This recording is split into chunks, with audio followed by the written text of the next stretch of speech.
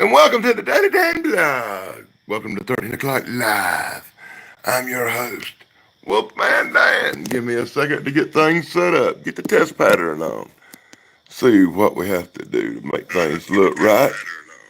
Oh, and I can turn the volume down on this mother. Okay. Always takes me a hot minute to get my stuff set up. You know that, guys, so just bear with me. I want to make sure y'all get a good view of the upcoming feature presentation tonight. I'm doing The Legend of Bigfoot. The Legend of Bigfoot going to be live here on 13 o'clock live. But while people come in and, jeez, while people come on in and we get things started and I get set up, we're going to do the theme song for 13 o'clock live with my man, Pat McCormick.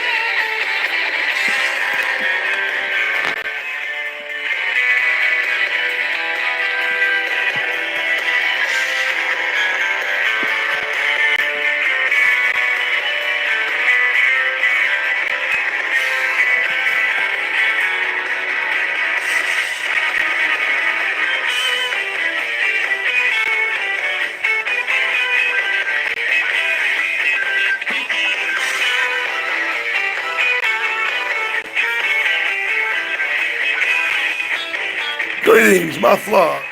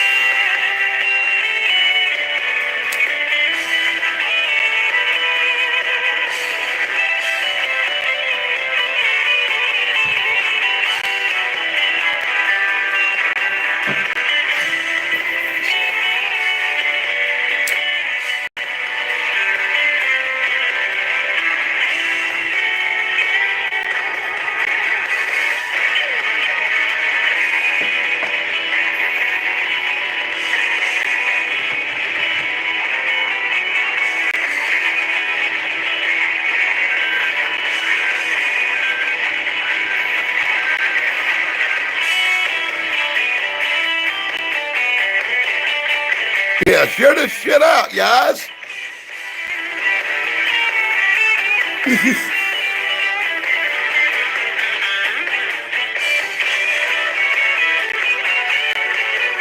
Oh.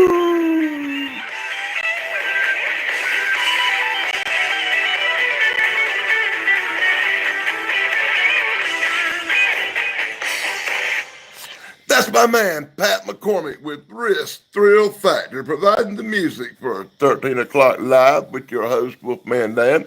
I want to throw a special apology out. That's right, I'm going to apologize. And you know, I believe apologizing is a sign of weakness, and I hardly ever do that. But I want to tell Sarah over at My Flock is Everywhere, I'm sorry. I was supposed to give her a call on the 31st. And the phone company I subscribe to and pay my little bill with decided to cut me off on the 30th because I have like a 30-day at a time plan. I pay my bill once every 30 days. Well, on the months where it's the 31st, these suckers cut me off at midnight on the 31st. And it's the first.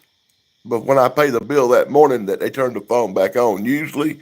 And this time when I paid the bill on the first that morning, all mad because I missed a couple of calls and didn't get to call a couple of people. Well, you know what happened? They took 11 hours to cut the phone back on. Caused me some grief and some heartache. But I'm going to show a show from 1976. It's kind of a documentary with a little taste of theatric movie to it. And it's called Sasquatch, The Legend of Bigfoot from 1976 here on 13 O'Clock Live. It's a classic.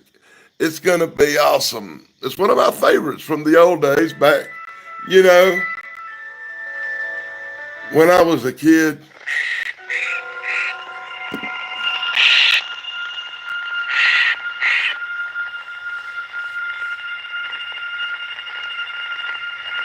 Sit back and enjoy. Fire one up if you got it.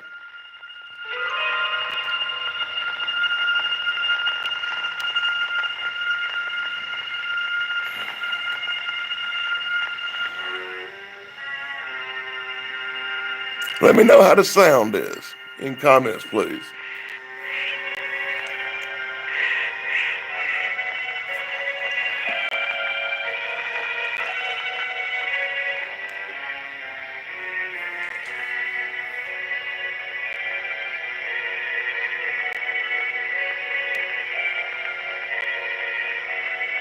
That looks good.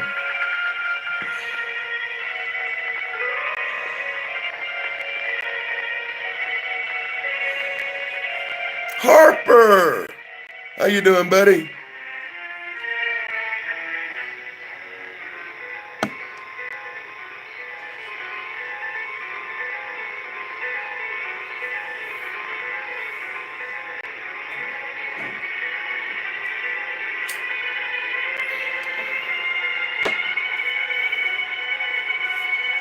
This is The Legend of Bigfoot from 1976, a flashback to the childhood days of old when things were simpler.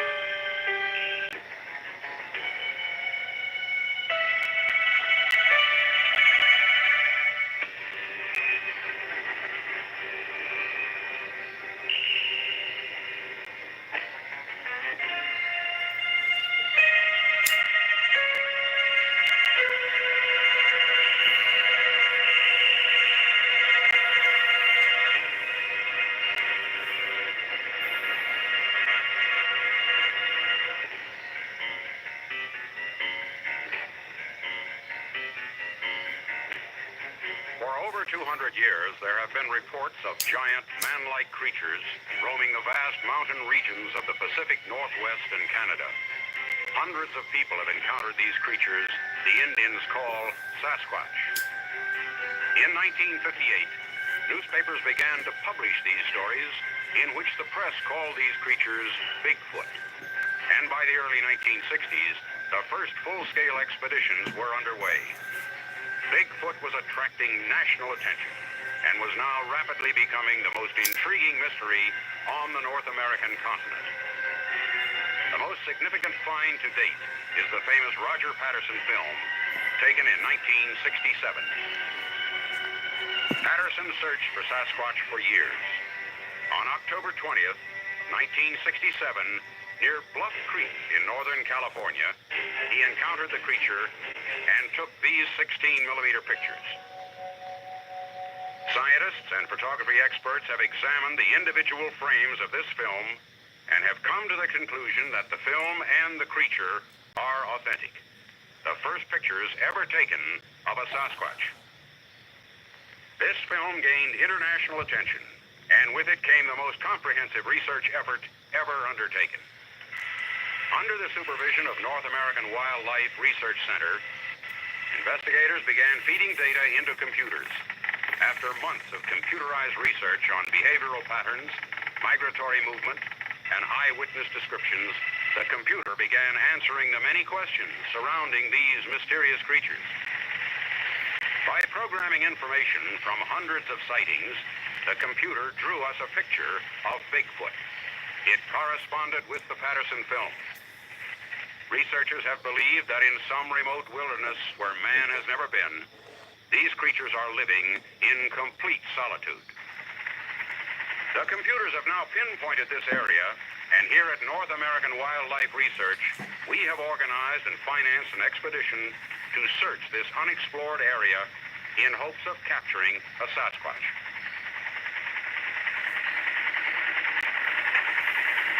The final destination of this expedition is north of the river the Indians call the Pecatow, in a primitive part of northern British Columbia. We are taking the latest and most sophisticated equipment: tranquilizer guns, electronic gear, and sniper scopes. If we capture a Sasquatch, we will implant a small transmitter and release the creature so that it can be traced by radio and studied scientifically. Deep in the heart of the vast wilderness of the Pacific Northwest and Canada, a legend extends back into the spoken history of the earliest Indian tribe. This legend is about the mysterious giant creatures that inhabit these forests. The description of these creatures by those who have seen them gives one the uneasy feeling that somewhere, roaming free and wild in these deep, dark valleys, is a living, breathing reminder of mankind's prehistoric past. This is the legend of the Sasquatch.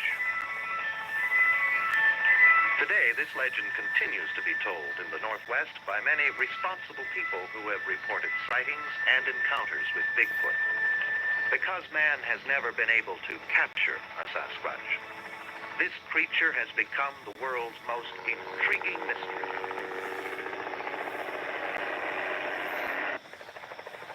To these men, and to me, the Sasquatch is serious business. This is the beginning of one of the most extensive expeditions ever organized to search the rugged, uncharted country of British Columbia for Sasquatch.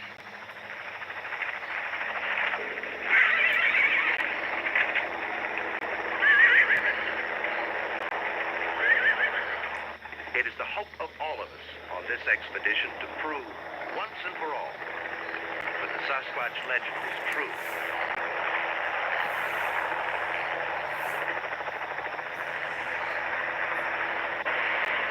I'm Chuck Evans, the leader of this expedition. I'm the chief investigator for the North American Wildlife Research Center. The man I'm talking to is one of the most distinguished anthropologists in the world, and my good friend, Dr. Paul Markham. He has done extensive research into the Bigfoot phenomena and he's now one of the leading authorities on Sasquatch. He has helped plan and outfit this expedition, and he's organized this base camp. We are now in the last phases of our preparations and hope to shove off sometime this morning. Hey! When did you get in? We got in yesterday. Had quite a trip over those mountains. Hank Parshall is an Idaho rancher and one of the country's leading experts on tracking dogs. Because of his keen interest in Sasquatch, he has volunteered his horses, dogs, and time for this expedition. Like Josh. Hank first heard of Sasquatch when he was a small boy, and throughout his life he's talked to many people who claim to have seen one. Yeah, that walk. One of the most colorful characters of this expedition is Joshua Aloysius Bigsby. Josh has been a fixture around the Northwest since the turn of the century. He claims to be at least 80 years old, but no one knows for sure. Not even Josh himself. He's probably the last of the mountain men. He knows every trail in these mountains, and so does his faithful mule, Zeb. Josh is important to this expedition because he is the only one who knows the way to the Pecatow River. From there, Tekka Blackhawk will guide us. Mr. Evans, thank you. Your knowledge of the land beyond the Pecatow River is crucial. It's a relief to have you here. Well, it's a pleasure to be on this trip. Have you had a chance to work the dog? Tekka is a graduate from the University of British Columbia and comes from one of the largest Indian tribes in northern Canada. His Indian background and knowledge of the Sasquatch legend make him one of the most critical members of our expedition. And there's Barney Snipe. He's our camp cook. He's a crack shot with a rifle and an excellent woodsman.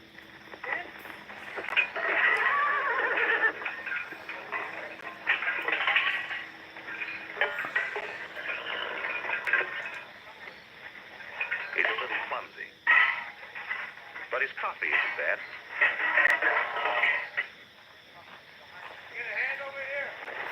I'm Chuck Evans.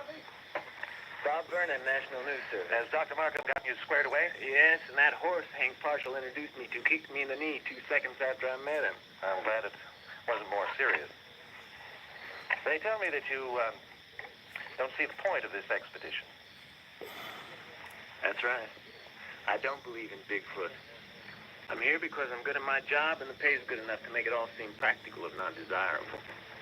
I'd much rather be back on the streets in New York City where the enemy is visible, real, instead of chasing some mythological boogeyman in the woods. Can we see you over at Central, Chuck? Be right there, Paul. Bob Vernon is a reporter for a major news service assigned to do a story on our expedition. Although he's a thorough skeptic, he is an honest writer. But his negative attitude disturbs me. He'll be a believer before it's over with. Hank, are you about ready? As soon as Dr. Markham finishes packing his last piece of equipment, I'll be ready. Good. I'll go see if I can give him a hand. In the meantime, go ahead, line him up.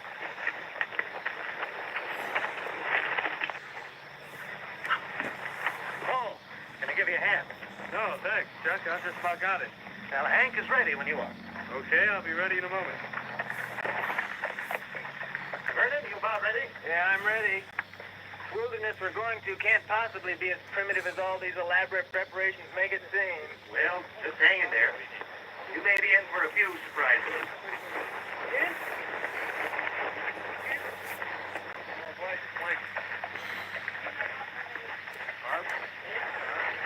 Hey, George, move out.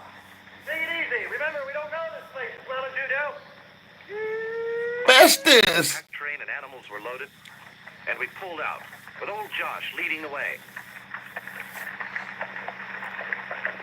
We are taking the best in equipment and supplies. And I feel especially pleased that Hank is bringing his finest tracking dogs.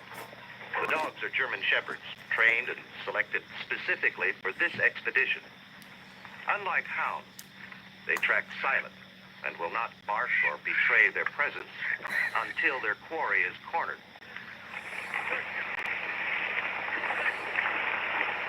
Very good. to be on our way. But as the chopper buzzes a last goodbye, we realized that we were leaving our families and civilization behind. It will be weeks before we are resupplied by parachute.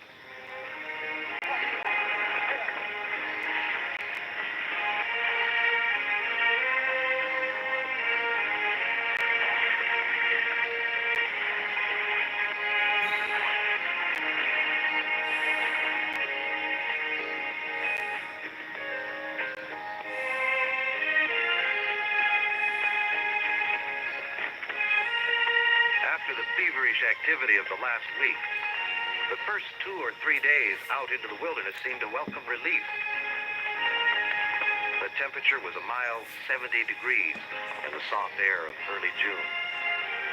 The skies were a deep Prussian blue. Everyone had the feeling of oneness with nature that comes to all who lose themselves in the Pacific Northwest.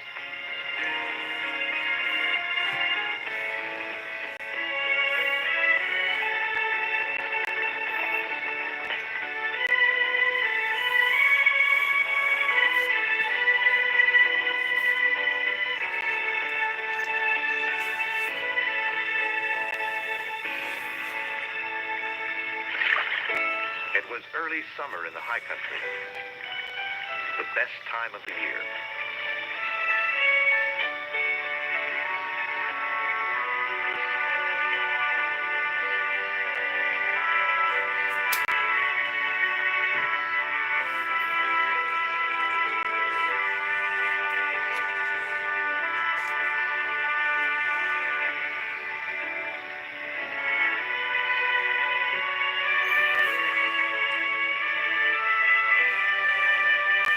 We're watching The Legend of Bigfoot from 1976, a classic Bigfoot movie, and I promise you, stick around to the end, you won't be disappointed. It's got a dramatic Bigfoot finish that will blow your mind.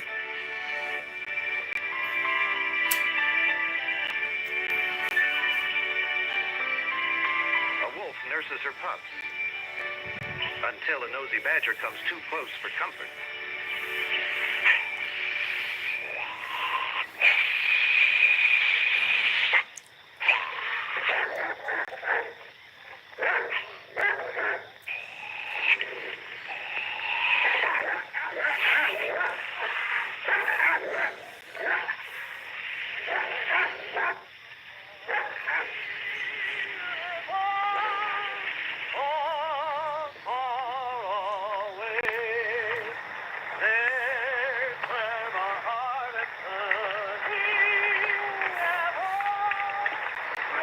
Oh, God. Shut up. What horrible singing you do.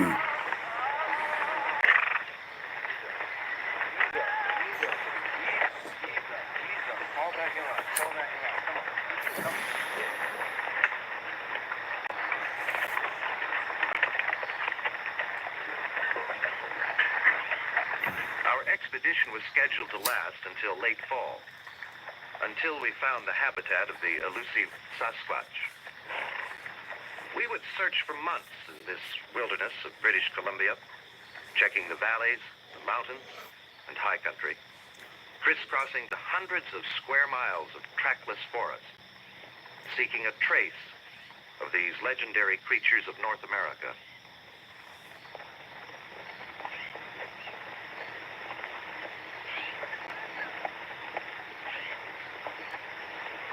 We rode through this beautiful land of mountains and valleys for the first weeks, camping each night by some mountain stream.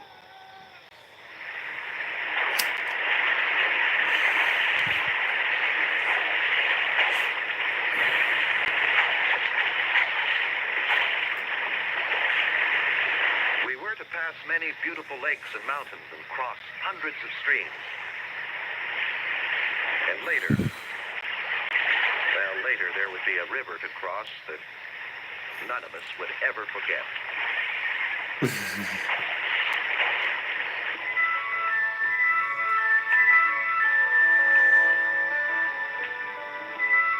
Everybody, feel free to drop your links in the chat. You know, I support growth of all channels here. By unspoken consent, the journey was quiet as we traveled through the forest. We did not want to advertise our presence, and it was quite an experience to watch the wildlife on every side as we plunged deeper and deeper into this primitive country.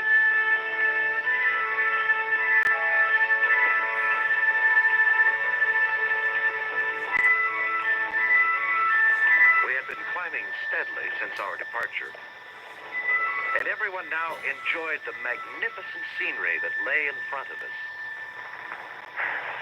Well, Vernon, have you ever seen anything so beautiful?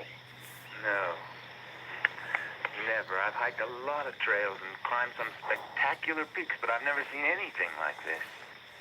Hold on a minute, fellas. Look at here. What is it? Bring your binoculars. It's Smokey the Bear. Oh, it's a grizzly. It's the most ornery animal there is. We have to put somebody up ahead because it might double back on us. I thought cougars were more dangerous than bears. Oh, a grizzly is the most dangerous and unpredictable animal there is. A cougar will never attack a man unless he's so darn old he can't catch anything else. That bear doesn't look all that dangerous to me. Don't count on the way he looks from way up here. You know, a couple of old miner friends of mine were killed right now here by a grizzly. Well, Bob, are you getting pictures? Would you like? Yes. Okay, you guys. Valley this morning. Cheese and salami on the last of the store-bought bread. Oh, I don't know. That fricassee mountain rat we had last night wasn't bad. Whoop, get mountain rat.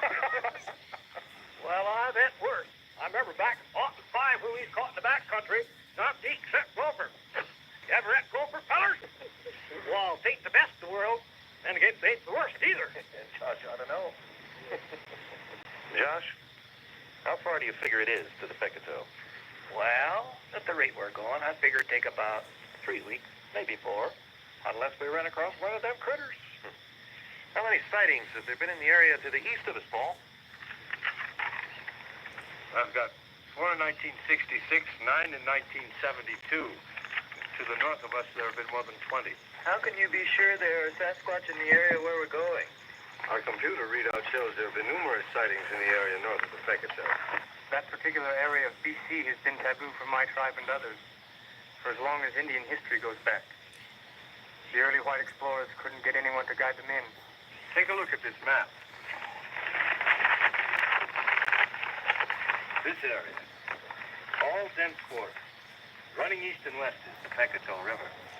All around the perimeter, we show various sightings of Sasquatch. How large would you estimate that population to be? Well, there's really no way to tell. We don't have enough information on how the Sasquatch lives. Josh, show us where we're headed.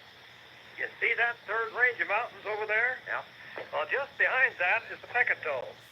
And just beyond that is the land the Indians call Haya country, or Forbidden Land. You can't see those mountains from here, but they're there. And so is the critter.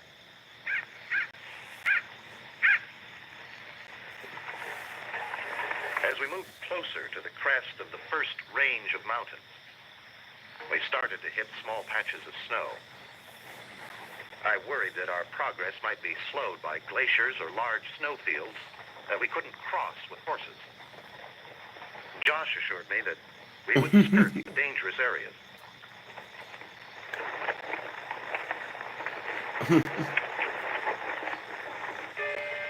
Don't make me bust. Trying to smoke fucking weed over here.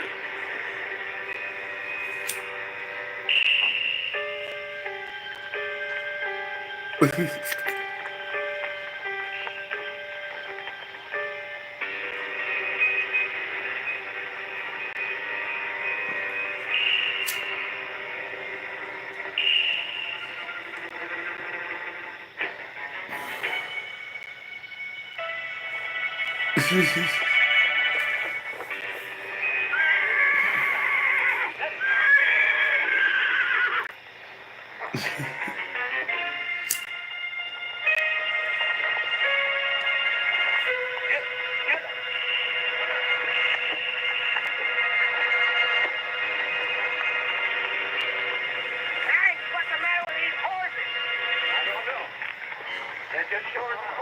Somebody. Oh, get out.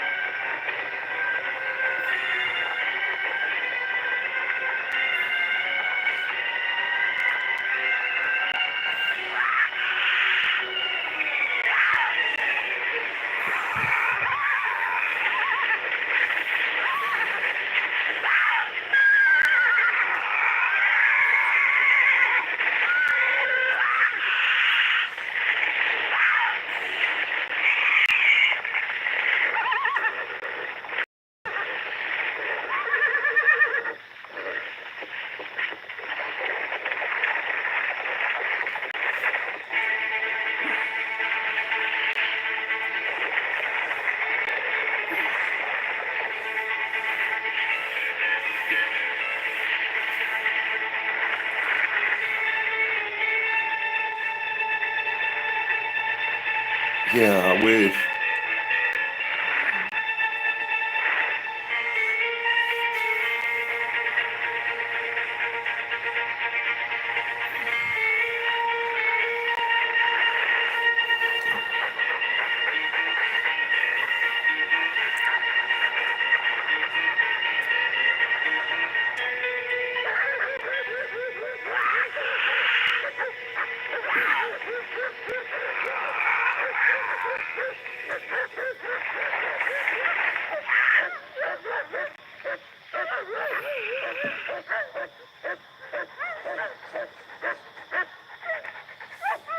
Get back! Let it go!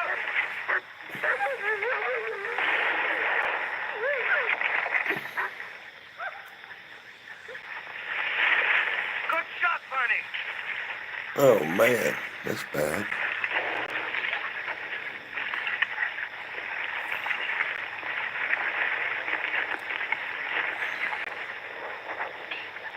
I promise, Barney, I'll never badmouth your cooking again. Hey, Barney, where'd you ever learn how to shoot like that? That's an inheritance from my old grandpap. It's a darn good shot, Barney. It's too bad we had to kill him. He was a fine-looking animal. But with the taste of pack horse in his mouth, he'd have followed us. And he'd have got one of them eventually. What's the damage, Hank?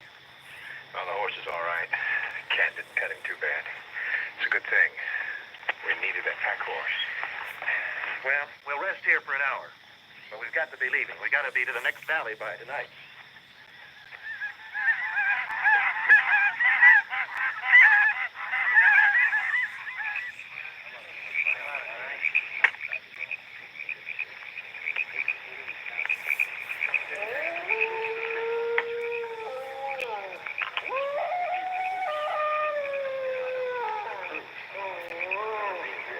Hey, Josh. You ever see a Sasquatch? No, not exactly. What do you mean? Not exactly. Well, I've seen a heap of tracks. Some big ones, some little ones. I remember back in 1912 when we was traveling up the Columbia River way with a bunch of fellers. Should have been hunting. We stopped to camp for the night. Well, during the night, something snuck into our camp and tore it all to shreds. Maybe it was a bear. Wasn't no bear. How do you know you didn't actually see it? Well, I've seen the tracks the next morning. They's about 18 inches long. No bar has feet that big. But how many people have you talked to who've actually seen a Bigfoot? A couple dozen, maybe? Do you believe in that Mount St. Helens story? I sure do. I know the old Fred Beck who told me about it. The way old Beck told it to me, he and three other fellers was working a mine back in 1924 called the Vanderwyk mine. They'd been prospecting and a little gold up in the Lewis River country. This is near Mount St. Helens for going on 6 years. They was doing pretty well, too. They'd seen a lot of tracks around during the years, and they always just figured them to be tracks of a big engine that's still roaming the hills. On this particular day, one of them come back from town with a new assay. It was a dandy. They discovered a pretty good strike of gold, all things considered. They're all kind of excited. They decide to knock off for the day and celebrate their good fortune. They headed back for the cabin as usual, along an old, well-used trail.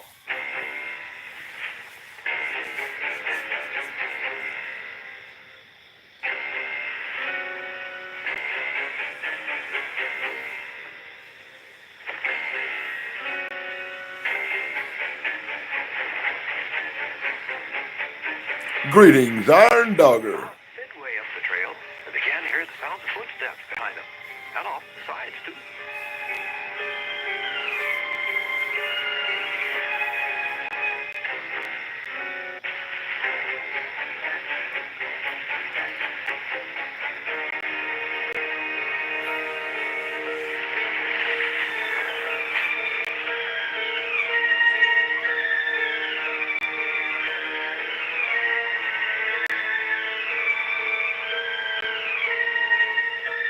Never did see what was in the trees, but something was sure following them.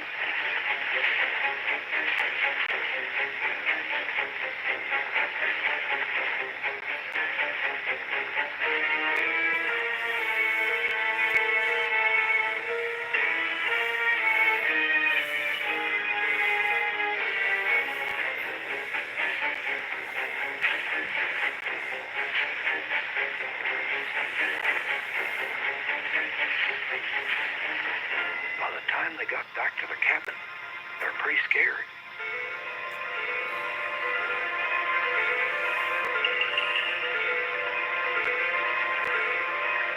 Charlie was more scared than the others. And the sounds of those footsteps, it seemed to him like there was more than one of them things out there, whatever it was.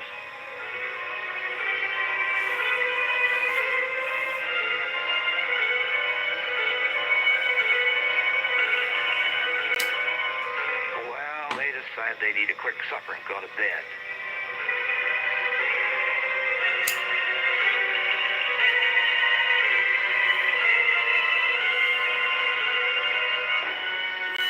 They had heard nothing more from the trees. They figured that whatever there was out there had gone away.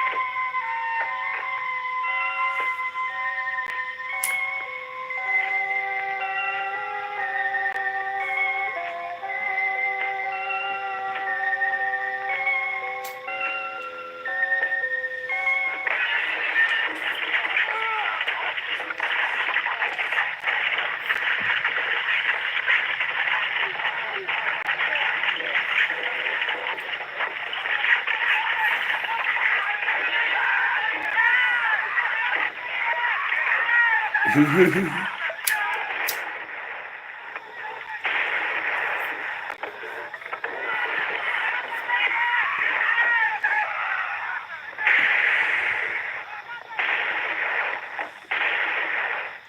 attack went on for most of the night. Sometimes it was still, and other times it increased.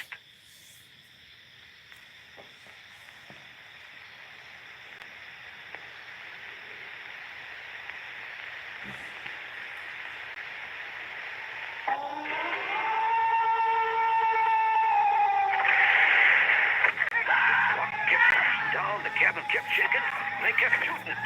But they never knew if they hit one of them. Well, just before dawn, the attack stopped. All around the cabin were large footprints of critters. They was over 18 inches long. And there's a ton or two of rocks that had been thrown down from the ledge. Fred said the apes had did everything they could to get into the cabin. It was built too solid. To this day, that canyon is called Ape Canyon.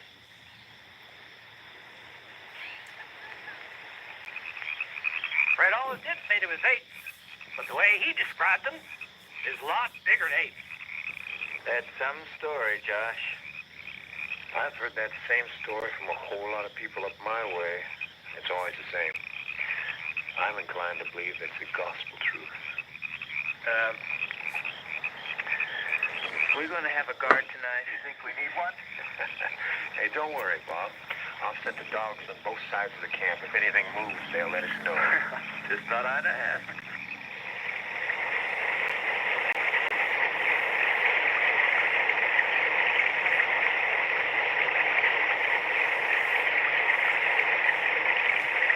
Each day on the trail brought a new experience. Hank noticed that Ochako seemed nervous. A little later, he found out why.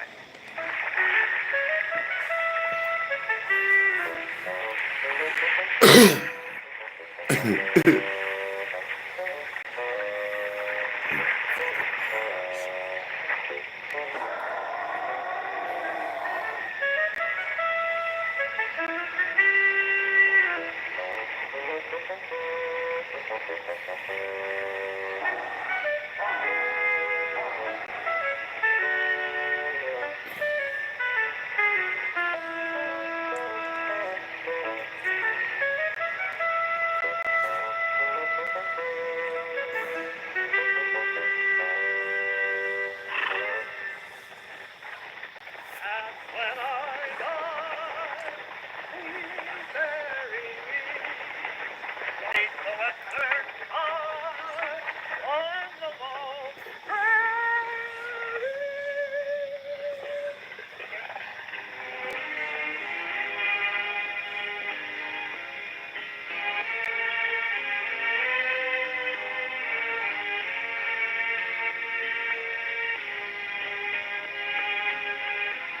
When we crested the second mountain range, I realized why Josh had been reluctant to bring outsiders into this spectacular country. It was obvious that this was a wilderness seen by few men and untouched by any of them. It gave us the feeling that we were visitors in a special land that belonged only to the animals. And I hoped it would be theirs forever. In the past weeks, we had crossed many ridges and valleys. It spent much of our time on small detours along creek beds where the soft earth would reveal tracks. But we hadn't found a single track of the evasive Sasquatch. Now we were over 200 miles into the interior. Looking back over the country we came through, it seemed impossible that we had made such good time.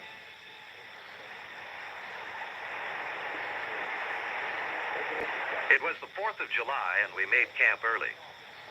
The long, hard hours in the saddle made us appreciate any brief moment of relaxation we could find. But we didn't expect the celebration that was beginning to shape up on a nearby glacier.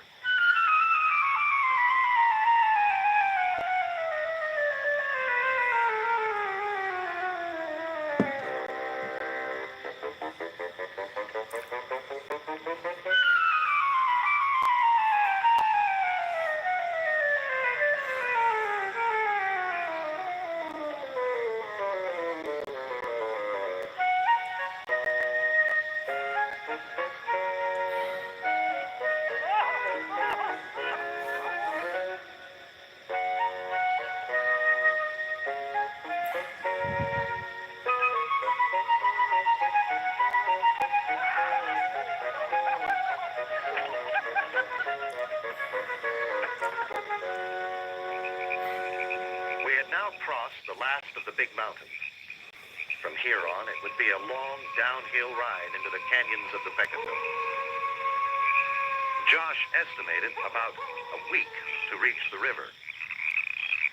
But it had been many years since he had traveled this country, and I had the feeling that, well, that he was not certain about what might lie between us and the river.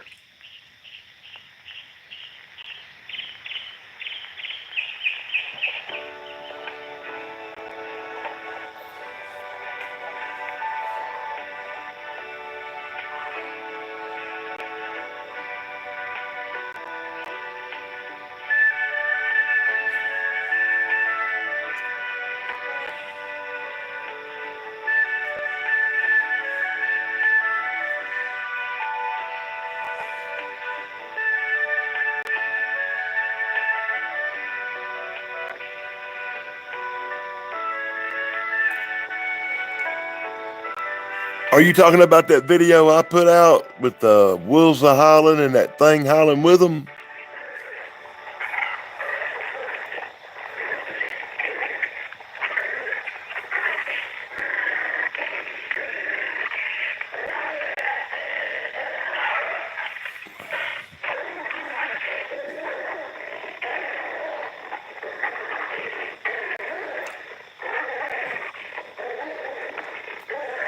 It's been a long time since I've seen this movie too. That's why I'm sitting here enjoying it with y'all.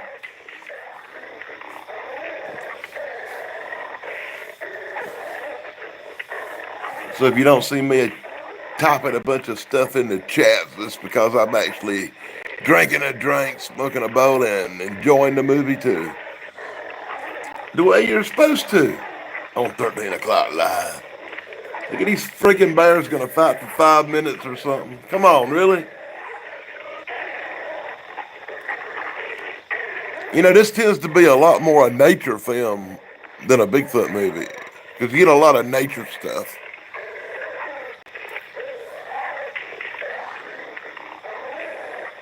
But it's cool.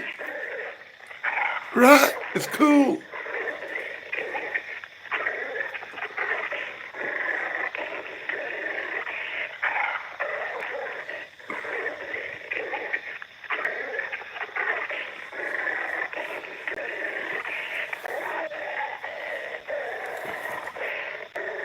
Tonto spying on them. Watching the grizzly fight reminded us how wild this country really was. If them grizzlies had got your ass, that would have been more epic. We followed the game trails whenever we could. Some days we made good speed. Other days we were slowed by heavy timber.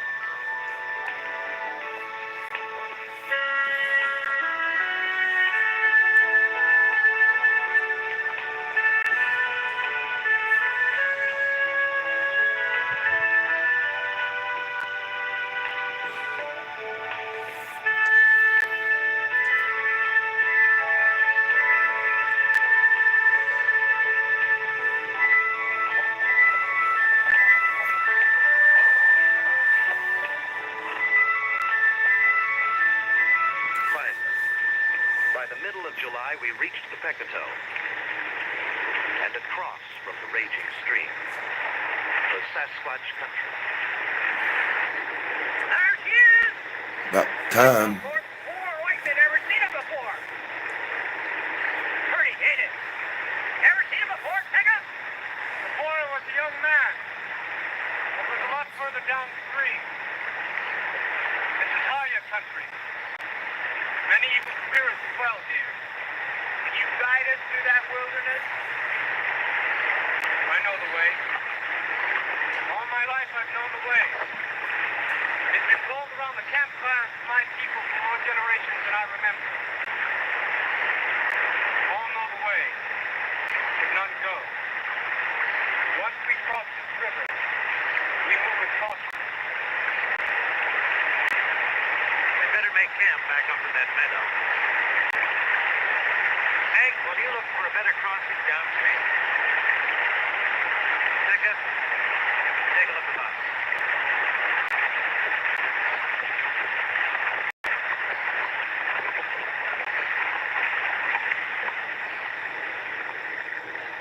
I think we'll make it, Doctor. Here's the toilet paper, everybody, on this shop. Sounds good. Say something for me.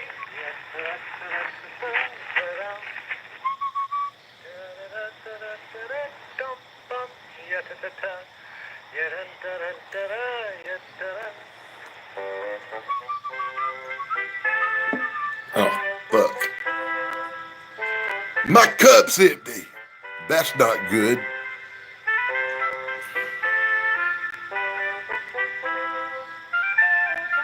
Now I'm gonna have to get up. I don't really want to get up.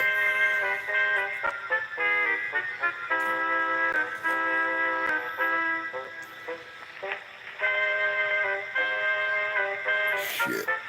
Okay. Oh, my God.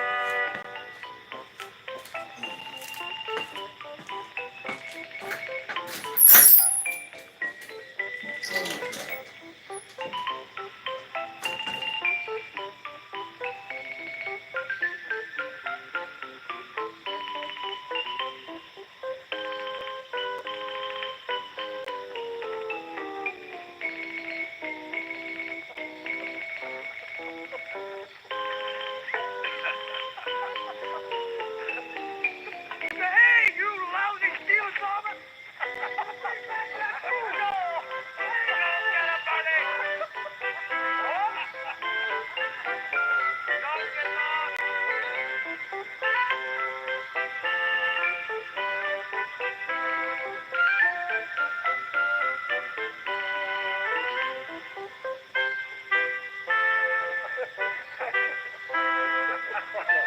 Big find tonight!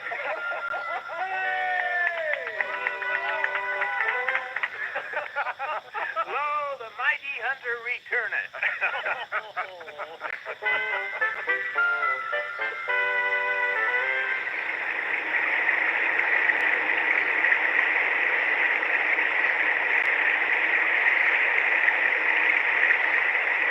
We searched the river for a better crossing site. The best place was just above camp. Jacob, I know that you've never been across Pecatow, but is there anything at all in those Indian legends that might help us out? I'm afraid that these maps just don't cut it. Only that the land is more dense and rugged. My grandfather once told me the trees are taller and the meadow grass higher. There'll be no trails at all to follow.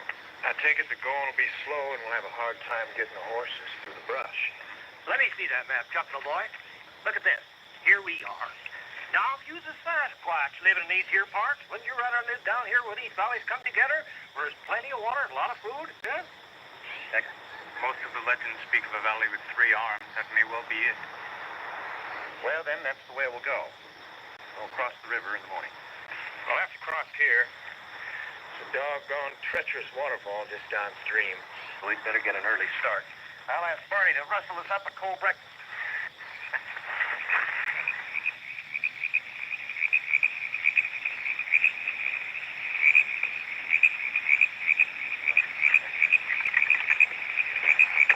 I had Tech clean up the dogs tonight. They're a little restless. Think they got wind or something. You didn't see the herd of deer that come through this morning, did you? Well, I was awake at dawn. About 8 or 10 deer comes through, about 20 feet away. Come on, Josh. The dogs would have picked up the smell on them deer. Nope. Them deer was too smart. They come downwind of the dogs and made nary a sound passing by. You fellers remind me of the story Hank was telling me about old Bauman back in 1850. It was told by none other than Teddy Roosevelt, and he even wrote it down in his book. I'm not sure I can tell it like Josh could. But he's right. It was told by Teddy Roosevelt. Teddy spent a lot of time in that wilderness and was a hard man to fool with a tall tale. He said the story was told to him by an old weather-beaten hunter by the name of Bauman, I think it was. Oh, Bauman had to believe that story because Teddy noted that every time he told it, he couldn't keep from shuddering. The whole thing happened back in 1850 when Bauman was a young man. Him and his partner was trapping up in the mountains in Idaho. And not having much luck trapping, Bauman and Jessup, not being superstitious men, decided to go up to a particular small stream that was said to have a lot of beaver. But to get to that stream, they had to travel by way of a pass that it had an evil reputation ever since the year before when a hunter had wandered into it and was killed by some wild beast.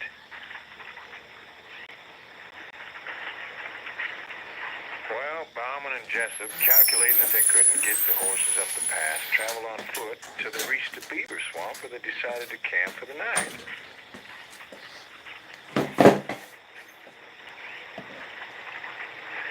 Well, there's still a few hours of daylight, so they built a small lean-to and went on up the creek with the traps.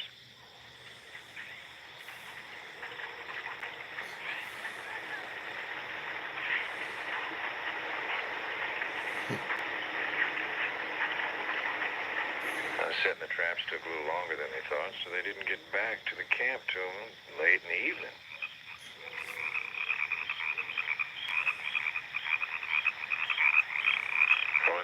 into the camp, the whole place was just torn up. The lean-to was smashed. Blankets and supplies were just thrown all over the place. Yeah, I'm back. And all around the camp, there was footprints just as plain as if they'd been made in snow. So they examined the tracks real close and concluded that whatever it was certainly walked on 2 legs. It was getting too dark to tell much. The 2 men went on to bed with the intentions of studying the tracks in the morning. About midnight, Bauman was awakened by some kind of noise.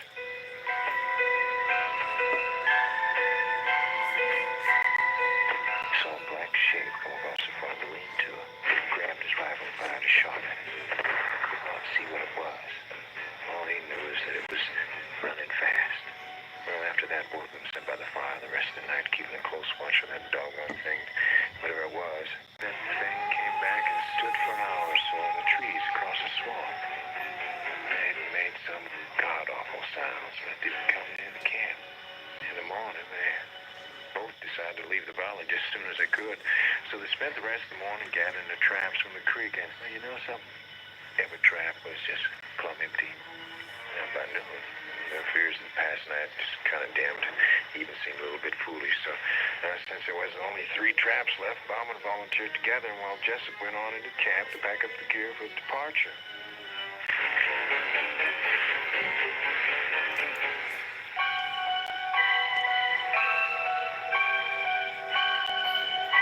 No clue. No clue, Terry. No clue.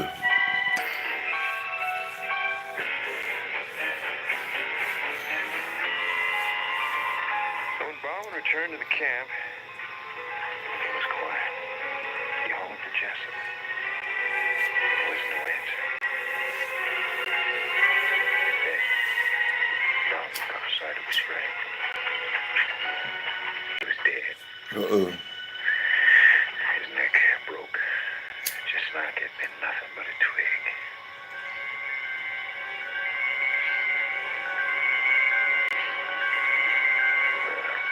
Jessup was dead. There wasn't nothing Bauman could do but bury him. And there wasn't time to do that before dark, so he just grabbed his pack and headed down the horses where they was hobbled, and he lit out of there just about as fast as a couple scared horses could handle. Bauman said as far as he knew, them traps was still up there on the old Salmon River. Oh, Jessup. Hank, you think that story's true? I guarantee doggone to you, a man like Teddy Roosevelt wouldn't have said nothing if he didn't believe him. There are lots of stories on record like that. Well, I hate to break this up, but I'm going to have to radio home base for some supplies. Great. I got a list for you. And don't let them forget the Tabasco sauce. Anyone have anything else they need before I call? No.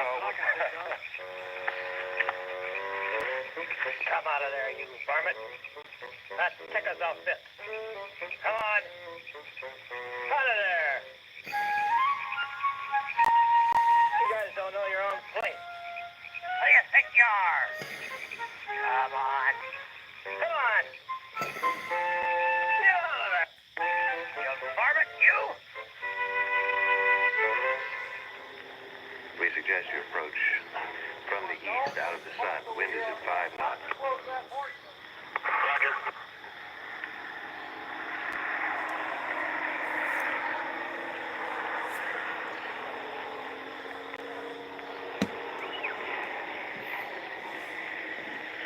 It was good to see them. The arrival of fresh supplies and letters from home lent a nice feeling to the day.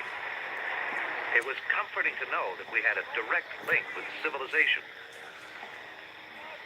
And there it is, mail from home. We were now almost 300 miles into the interior.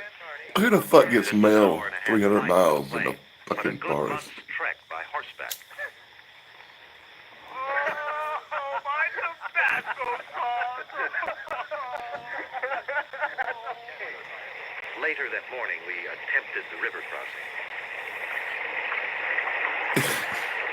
It was just as tough as we had thought. The rapid flow of the water and the depth of the stream made it extremely hazardous. Hank started across with the pack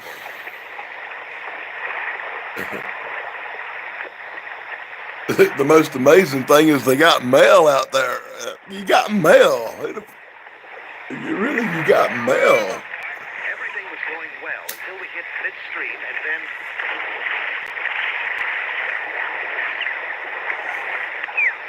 the river was sweeping horses and riders downstream.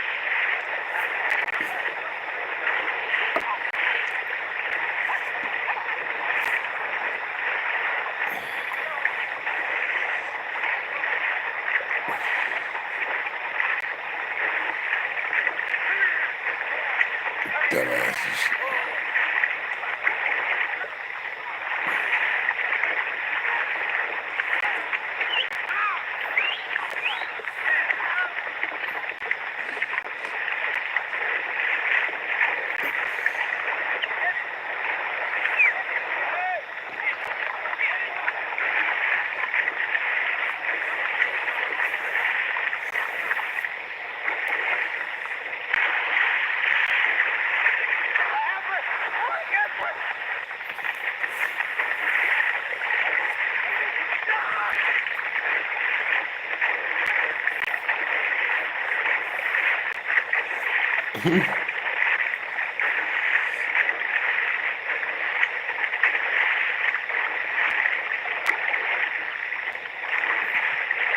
Tekka managed to throw Barney a rope, and we pulled him out of the river.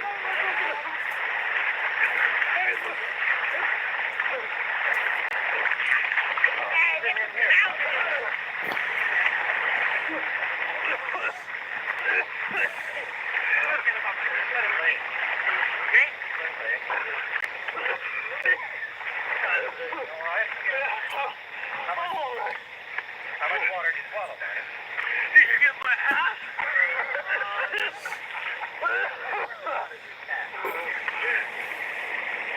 By late morning, we had all crossed the Peccato, dried out, and were back on the trail. This country north of the river, it seemed different. Even Tekka remarked at the change. We noticed that the mornings were cooler, and the sunsets came earlier. The season was changing.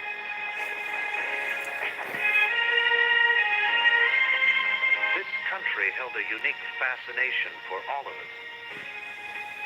It was obviously virgin wilderness.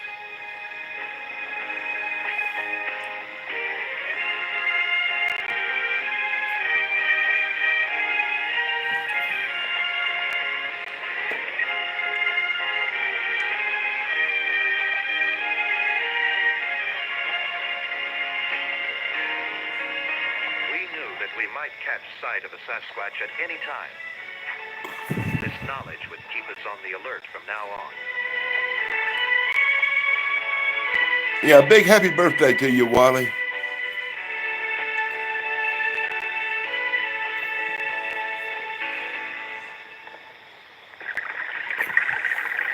There was an abundance of game everywhere, more than I had ever seen before. And none of the animals seemed afraid of us. Perhaps we were the first men and horses they had ever seen. We continued to travel this way for weeks, looking, searching, watching. We examined every stream bed, checked the soft earth in the meadows.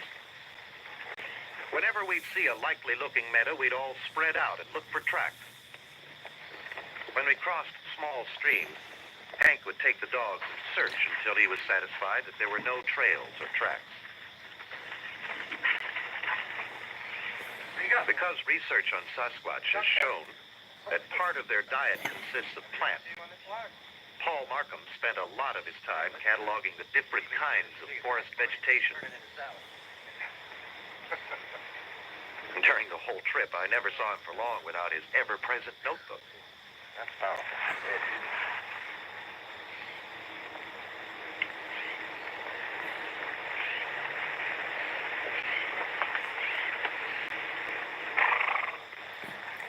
going was slow and tough, through heavy timber, many times with no trail at all. We began to wonder what had happened to the valleys we had spotted on the maps weeks earlier at the Pecatow River. Some days we were hindered by brush so thick that Tekka had to cut a trail before the horses could move through.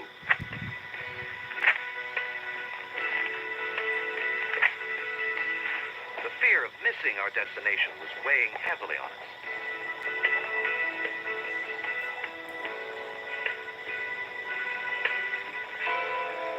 Even some of the meadows were treacherous. My horse, Lava, became mired in meadow bog.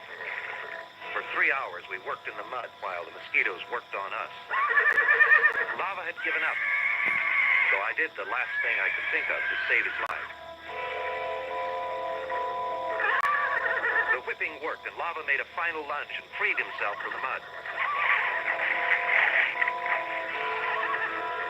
If we had lost him, we would have had to redistribute the equipment. And I wasn't looking forward to riding a pack horse.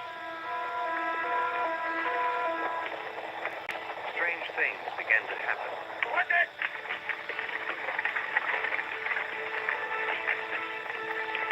It was as if someone or something was trying to stop our progress. I began to worry. Were these attacks or simply a quirk of nature? There was no way to explain it.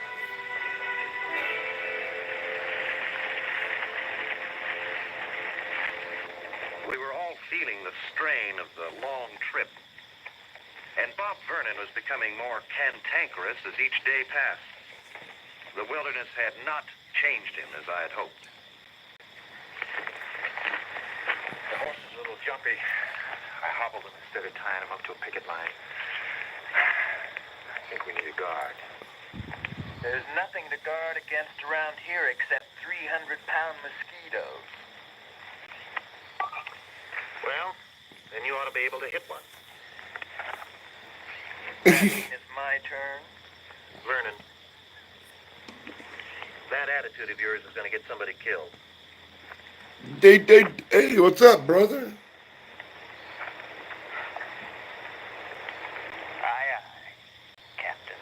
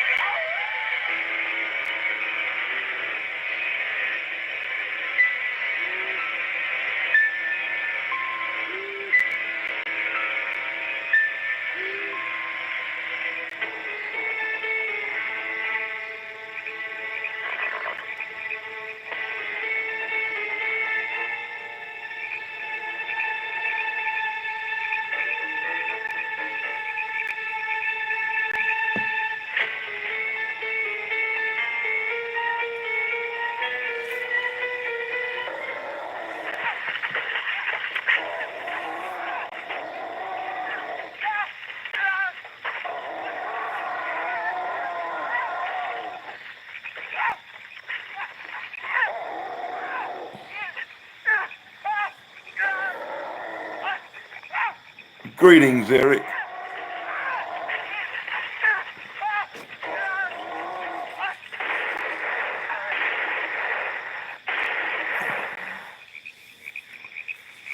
Bear about got him, by.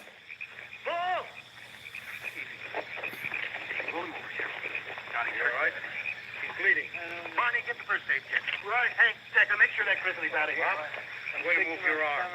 Tell me if it hurts, all right? Okay. Careful. Get it off the side. What's this arm here? Easy. Easy with that. Josh, you got the dog? Yeah, right here. Well, that ain't too bad. That old grizzly bar didn't hurt you too much. You'll have to take it easy for a spell now. Whoop, careful. It's going to be a little sore. I think you'll live. Good. The experience with the grizzly was pretty scary to all of us. And as Josh had warned us weeks earlier, the grizzly is the most dangerous of all big game. Vernon didn't talk much about it. His carelessness had just about cost him his life. And now he would have respect for the wilderness. On the morning of the 10th of September, we broke camp and rode as usual.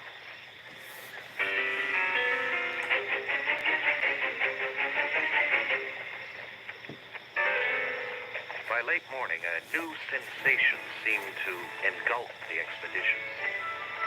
An unknown presence of danger. It was a feeling of foreboding. The forest around us was vacant of life. The horses were also feeling it and were harder to handle. This uneasiness continued all day. That afternoon, we reached the first valley. After almost 3 months on the trail, we were now entering the area where the computers had told us a population of Sasquatch might exist. Would this be the place where we would find them? No modern expedition had ever encountered a Sasquatch except for Roger Patterson. Perhaps our effort would be for nothing.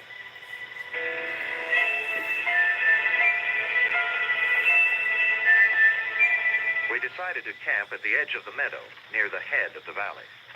What a cool dog. You want some more beans?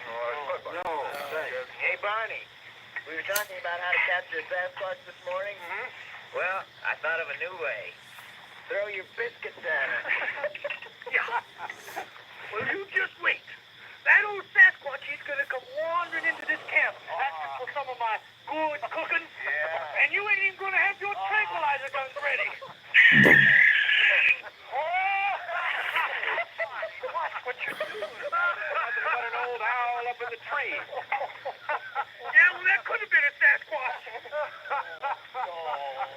It's time you guys got your lookout stakes. The old poor old cook needs protection if he's gonna be cooking these good meals and washing dishes and doing all the necessities around this camp.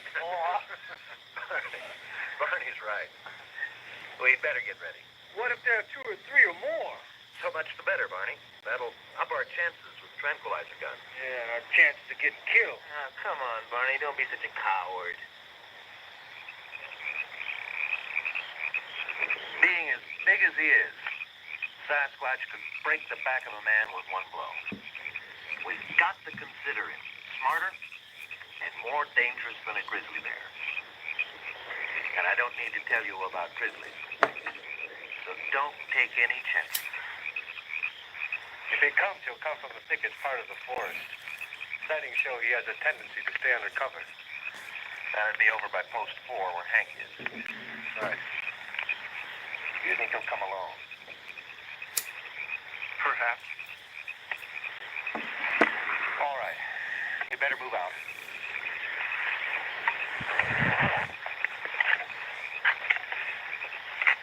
Yeah, Eric, he's in South Carolina too. Me and Eric live in the same county.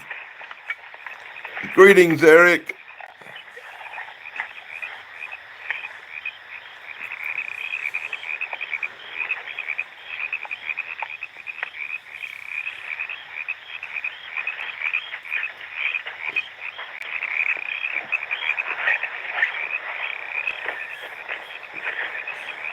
I can't seem to shake that eerie feeling that I've had all day. It's like something's been watching me. You won't. That feeling that you and I and all of us have is what the Indian legends speak of when Sasquatch is present in an area. This morning we entered the domain of Sasquatch.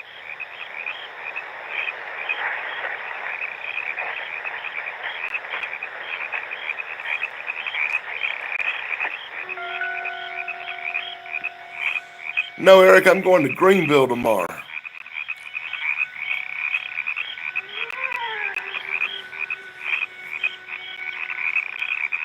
I'm doing greeting meet at Mr. K's in Greenville, South Carolina tomorrow, where I'll be meeting people and talking Bigfoot with all the cool people who actually show up.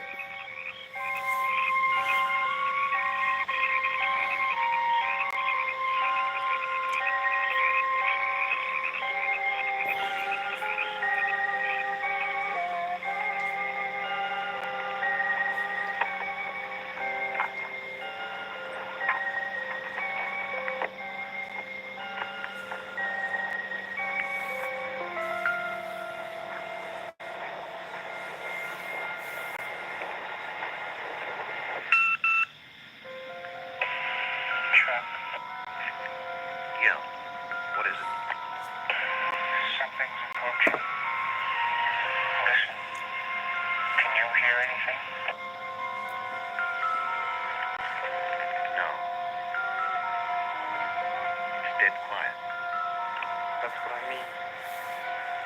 Something is approaching. Or it's already here.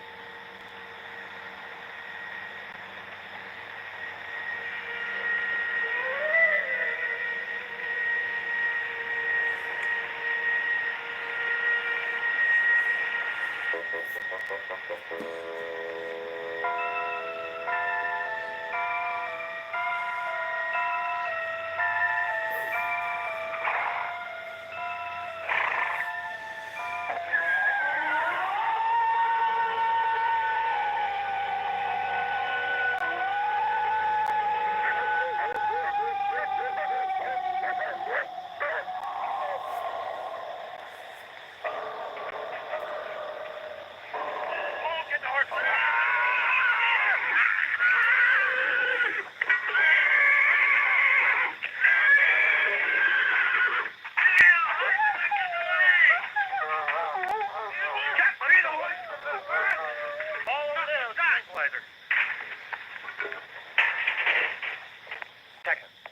Check in. I checked the forest with a sniperscope. Couldn't see a thing. The Sasquatch was here all right. I caught his smell on the wind. It's sort of rotten smelling. Okay. Keep the channel open. Hank? Yeah, I'm okay. What the heck was that scream? It had to be a Sasquatch. Nothing else sounds like that. If he gets close enough, put a tranquilizer in him. Don't you worry. Josh? Josh? Josh, answer me.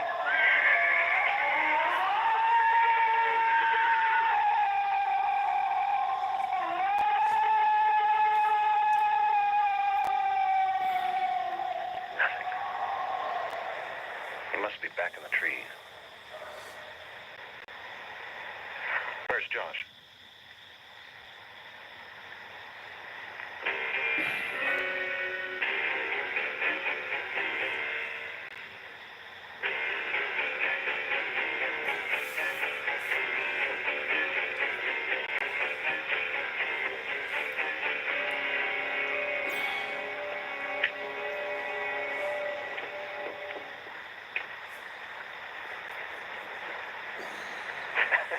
Josh, why didn't you answer? Couldn't. Didn't have this gizmo turned on. So I thought I smelt the critter. I thought I'd sneak up on him. Couldn't get near him, though. That Sasquatch could have walked right through this camp with all you fellas asleep. You didn't see it? Nah, it was in the trees. He's gone now, though. Gone. Just listen. The forest sounds are coming back. Well, the next time you go traipsing off, let someone know. We thought it might have got you. Nah, not a chance. Well, I think I'll hit the sack. He won't be back tonight.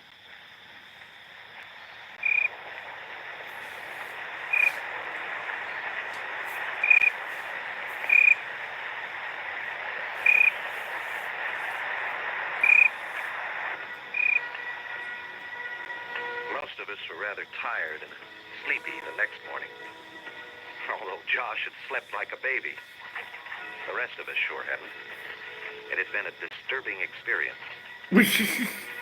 At the first light of day, we began to cover the meadow to check for tracks.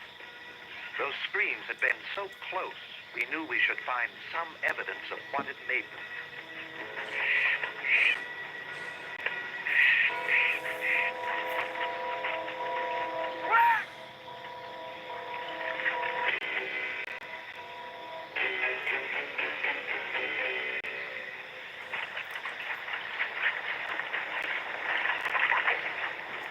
They're about 4 hours old. Made this morning, look. The edge of the print is still sharp. After all this time. Here's the other impression. And they're about 6 feet apart. 16 and a half. 8 and a half is the ball. An inch and a half deep. Estimate the creature to weigh somewhere between 800 and 900 pounds. He must have been standing right here looking down on us last night. Here's another one.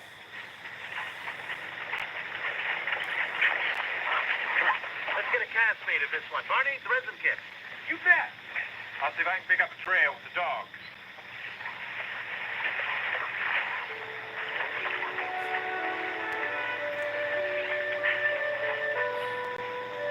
We made one cast of each foot. We were using the new resin materials, which took longer to dry than plaster of Paris, but this substance is practically indestructible. We had finally found our first Bigfoot tracks. Paul was more excited than I had ever seen him. There was no doubt in his mind now that Sasquatch was a living, breathing creature. Hank and the dog followed the trail which led out of the meadow, through some trees, and ended at the base of a steep rock cliff.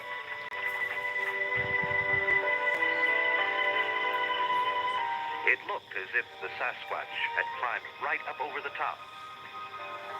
It would be impossible for us to follow. Only experienced mountain climbers could get to the top, and of course the creature had crossed over by now. Tekka pointed out that the cliff curved in the same direction we were headed. If the Sasquatch continued in a straight line, we might pick up his trail on the other side. We decided that Hank and Tekka would walk around with the dog. We would break camp and meet them with the horses.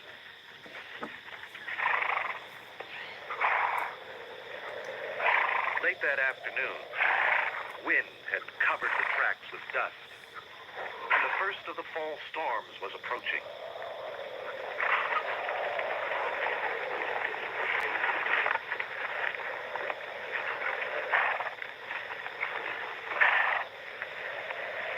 For 2 days we traveled in heavy rain and could only hope the rain would not turn to snow.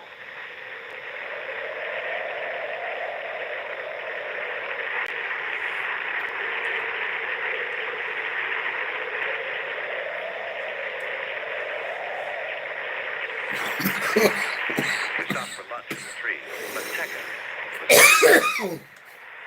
he roamed the edge of the meadow, looking and searching. Chuck! More tracks! That was a bust. It's the same pattern.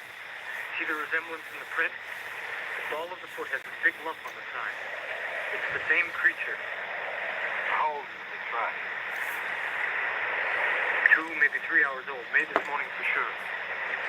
They're heading the same way we are. The dogs can take it from here once we're ready to go. We were back on the trail, and now there wasn't any question about the direction the creature was headed. If the Indian legends were correct, we were nearing the heart of Sasquatch country. The storm broke, and we were to enjoy a few warm days of Indian summer. We continued our journey with the ever-present feeling of uneasiness.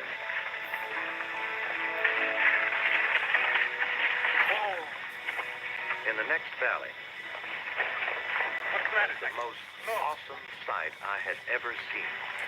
Recognize the design, Paul? Yes. That's the way the Sasquatch marks the outer perimeter of his domain. Incredible. Incredible. It is as the ancient ones have said. The Sasquatch are in the place of the three valleys. From here we go with danger. The broken trees at that height indicated a creature that could stand over 10 feet tall and weigh better than 1,000 pounds. It was a frightening realization. The tremendous strength it would have taken to break those trees off so cleanly. And I think we all began to understand the danger we were in. There were no sounds of the forest. It was obvious to all of us that we were now in the heart of the Sasquatch domain. There were tracks everywhere in the soft earth of the meadow, of different sizes and moving in different directions. We reached the third valley. Here you could feel the presence of Sasquatch. We could catch a faint odor on the wind. The valley opened into a large meadow surrounded by dense forest, and a lake protected the north entrance.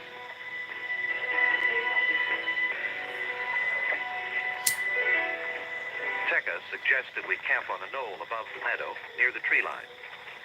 It was out of the swampy area, and we would have the lake on one side for protection.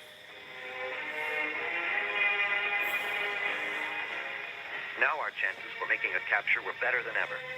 We had to be ready to take advantage of any opportunity. We set up camp and began rigging the electronic sensing device. It was developed by the research center as an alarm system to monitor creature movement in mountain country.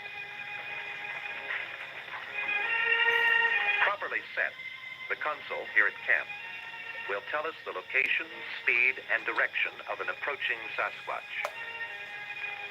While Josh and I strung the main wire from the console, Markham, Tekka, and Vernon began setting the perimeter wires on the other side of the lake.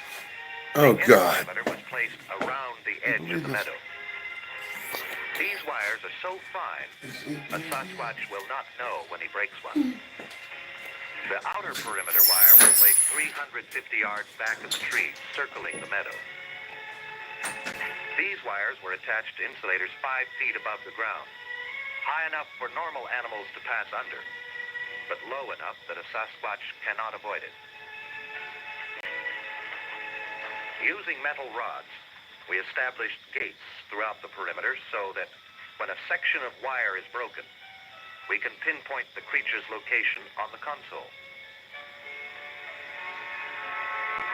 There were 8 gates in each perimeter. Paul, will you check me out on this again? This is our outer perimeter. We've set it about 300 yards back into the trees. Corresponds with this amber row of lights. This is our inner perimeter. It's about 50 yards away from the end of the meadow. Corresponds to this white row of lights. Anytime he moves through any one of these gates, corresponding light will go on. If he moves into the inner perimeter, he should be close enough for one of our men to get a shot at. And if they miss, and he keeps on moving, we'll be ready for him right here. Exactly. We are using the most potent tranquilizer known. Markham recommended we load the darts with twice the amount normally used for grizzly bears. These guns have a range of 70 yards and will be equipped with sniper scopes. The late afternoon was spent testing the trip gates and checking the guns. By dusk, we were ready. We ate a quiet dinner. The thought of what could happen this night was on everyone's mind. We knew the Sasquatch might come, and with it our opportunity to capture the greatest anthropological find of all time.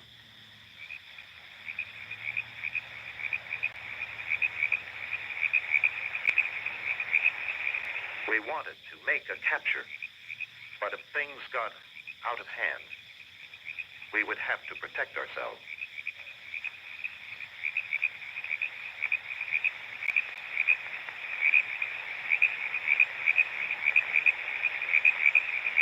Hank, Tekka, and Vernon volunteered to take positions in the inner perimeter.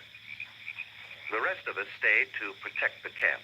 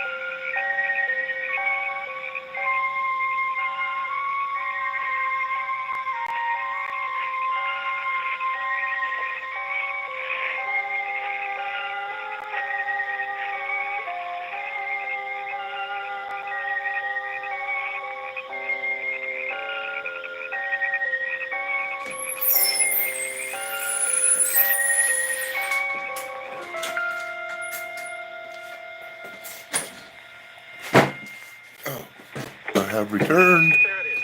Keep forward to the west. Listen, everyone.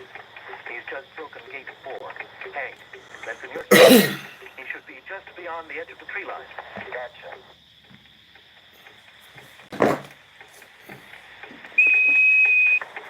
Hank, he's moving. He's just broken gate 3 in sector 2. He should be just beyond you, just to the left of you, in the trees.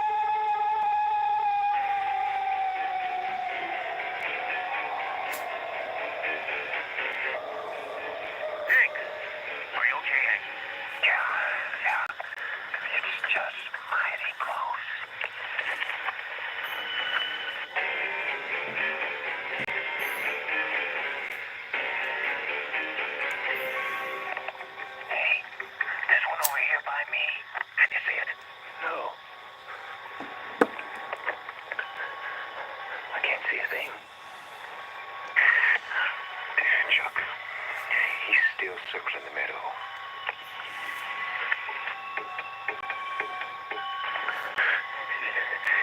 He's close.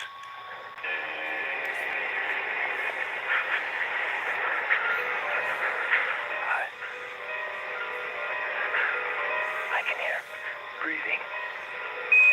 Heads up. The creature's changed directions. He's moving in a semicircle towards the other end of the meadow.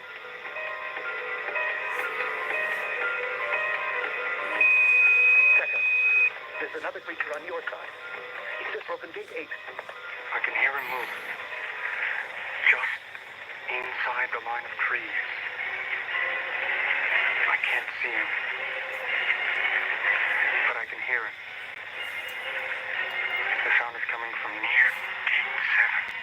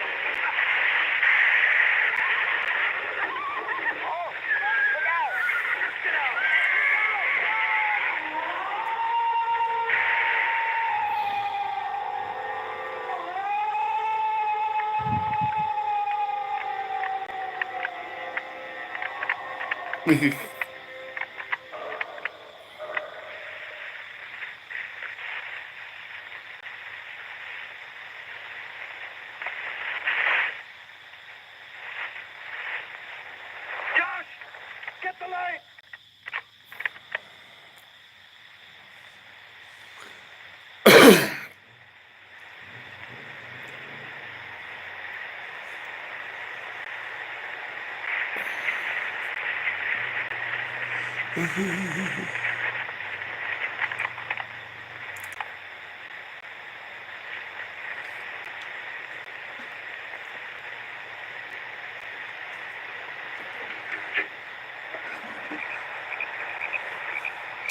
Maybe it's done.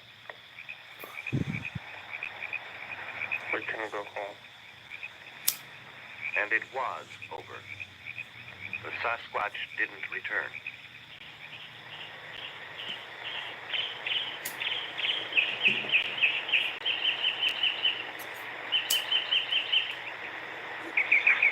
Our camp and equipment was smashed and ruined. We had several injuries. Barney had a vicious cut on his head. Markham's knee was shattered. And poor Bob Vernon was in shock. Haha. Could you pick up the trail? Yeah. Wasn't hard. Checker was right. They done took on out of this area. There's a whole lot of tracks leading off to the west. They seem to be moving real fast. We'll never catch them now. It looks like we're finished here.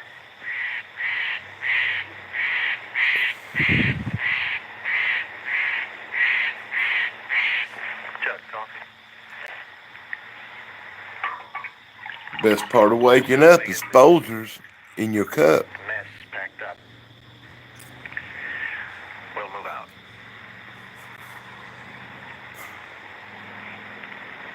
Barney?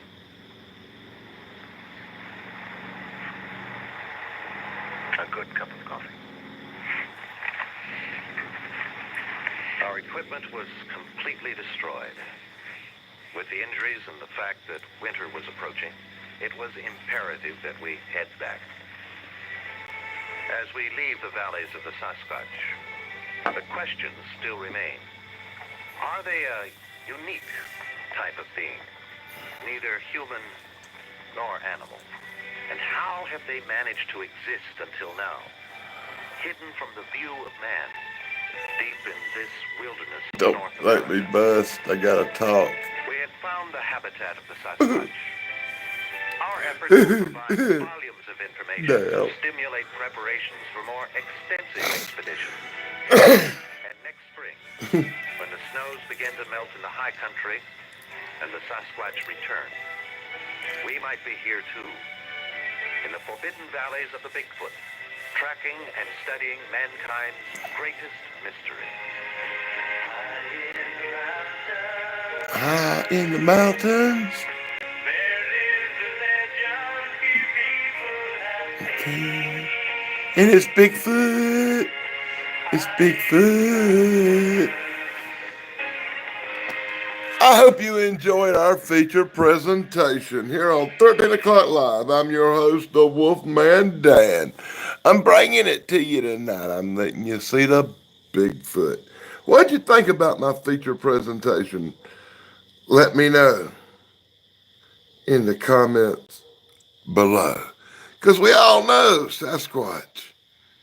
He's a living legend, boy.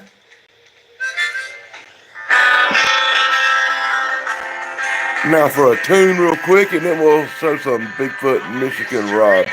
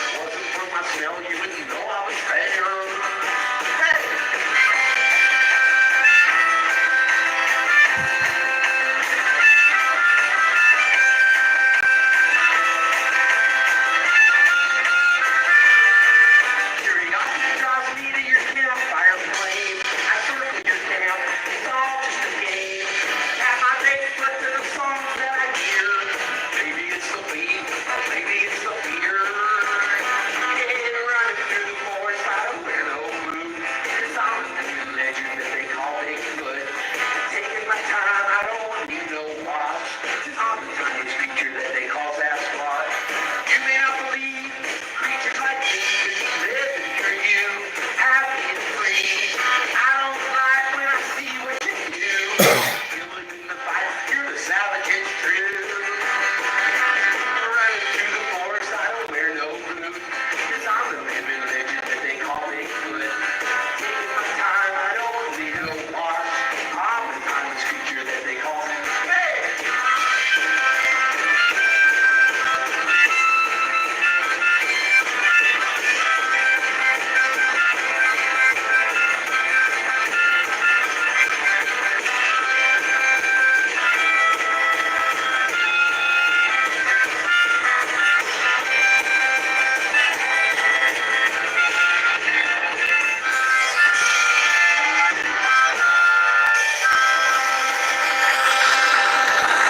You know, I always try to dig up a Bigfoot tune that you probably haven't heard. I hope you enjoyed that one.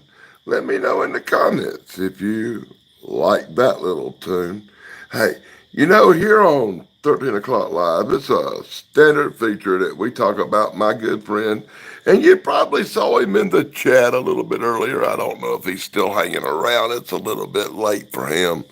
My good friend Bigfoot, Michigan Rob, and he's always kicking out some really cool Bigfoot stories. And he does have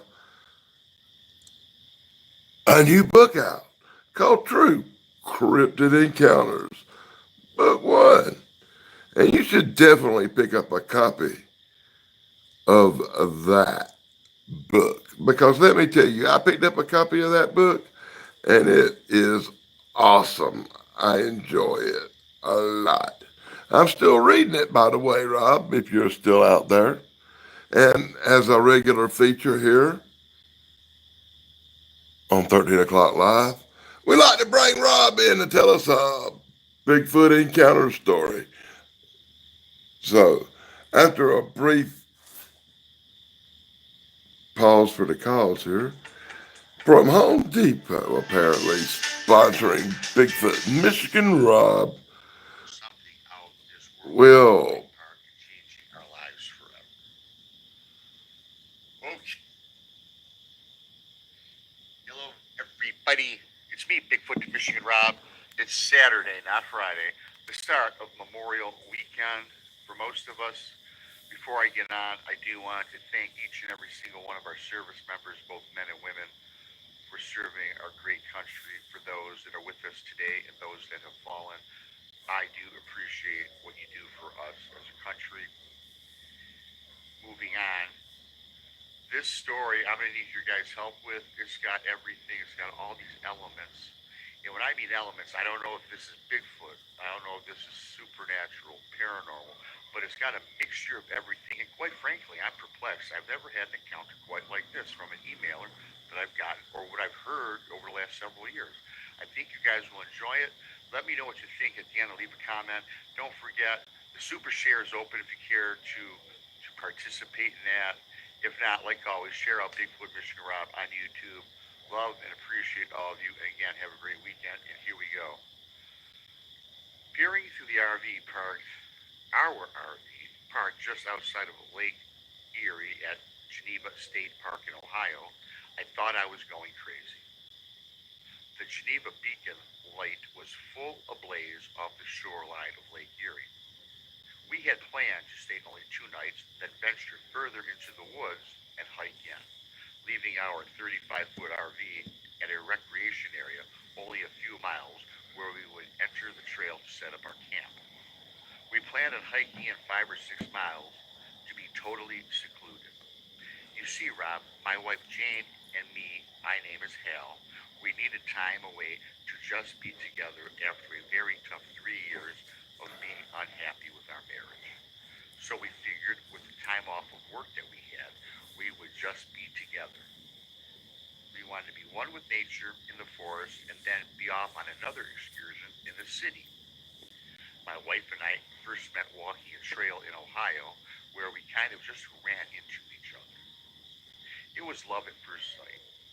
The first 5 years were fantastic. Then the following 3 years, we hit a snag. We both are dual income, have no kids, and few bills. It seemed that we were just always consumed with working, and our intimate time, our camaraderie, and social life just dwindled. We needed a spark, and boy, did we get one. I was peering towards the edge of light with my night vision binoculars when all of a sudden the light was covered by a massive shadow. Now, you guys, the Geneva Light is out in Lake Erie, this FYI. At first glance, I could not make out what it was. I moved the binoculars from my eyes, rubbed my eyes, and looked out towards the light without the binoculars and could not see any light emitting from the beacon.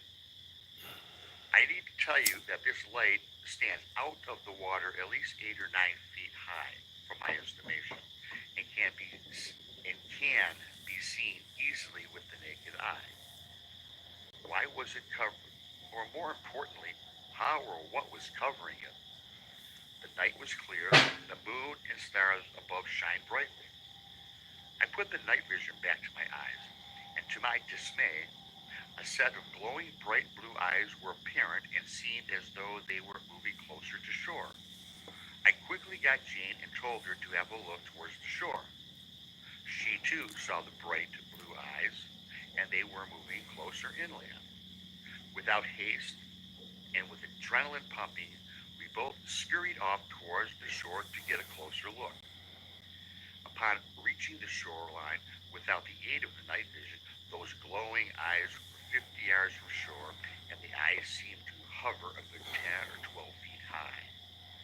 A massive humanoid-looking body silhouetted about and around the eyes. Then, in an instant, it sank down into Lake Erie, exposing a now visible Geneva Light.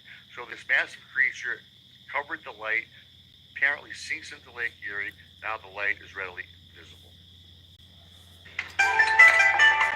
And apparently, Bigfoot Michigan Rob has a wonderful, great sponsor. Be sure to check them out. Talk about having some excitement to spark our weekend.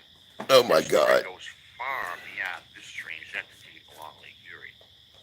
Walking back to our RV, Jane tugged at my arm and asked, "Hal, did you feel as though whatever that was could see us?" I responded back, "Honey, I did get that feeling." I went on, "I got the feeling it was trying to communicate with me." Jane stopped in her tracks and said, "Hell, it did speak to me." Jane went on to tell me she was going to blow off that part and not tell me for fear that I would think that I was losing my mind. I then told Jane not to worry about it and asked her to tell me what was communicated. Jane replied, "You can seek your answers in the forest." I have to admit that I believed Jane and found it haunting that we were planning our hike into the forest that very next day. Coincidence? I don't know. Was this a premonition? Was this the excitement we sought to help rekindle our marriage? Well, we went to the woods to find out just that. The next morning, we got to the Geneva Park Forest, found a spot to hike in. We both sported backpacks and a portable pop-up tent, just in case we really wanted to be adventurous and spend or sleep a night or two in the woods. We really did not even know if this was allowed, but we wanted some excitement, and with our first experience at the lake's edge, it was already starting out as a very bizarre trip. We traveled relatively light, with water and jerky, knowing we could always hike back to the RV in case we ran low on supplies. We found a nice meadow 2 miles in, dropped our packs, and set up the pop-up tent. It was about 10 in the morning, and we started our hike. We started on a trail that seemed to be traveled quite frequently, then veered off trail, narrower path, and to our reluctance, we just went for it. The path was overgrown with vegetation and tree branches. I did bring a machete that helped to pave our way. Jane loved the way I was dressed and sporting the big blade like some big game hunter.